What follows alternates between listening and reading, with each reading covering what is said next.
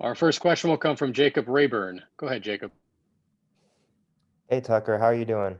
I'm good. How are you?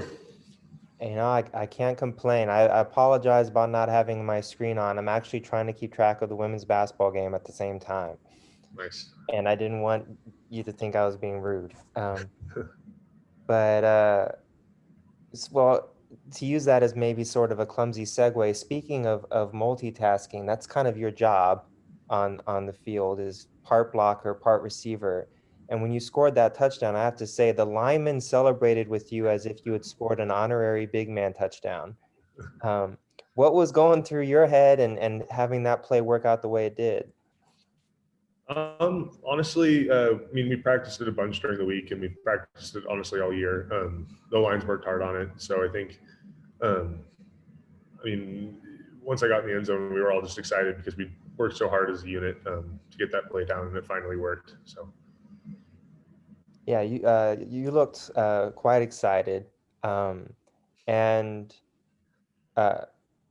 going forward, there's the rest of that game. I think Coach Shaw talked about how the first half got a little bit rough for you guys in terms of execution, and then were able to put together the plays you needed to pull it out at the end. What did that game feel like for you from your vantage point of kind of the evolution of going through the ebb and flow of it? Yeah, I think in the first half, we were just making little mistakes here and there that were costing us drives and costing us points. And in the second half, we were able to clean those up, and it paid off. Obviously, we won. So, yeah. And my last thing is, this has kind of become a standard question, I think, sort of unfortunately for you guys, but another week, new city, not back home yet. Your thoughts on that? How have you handled it? It hasn't been super easy.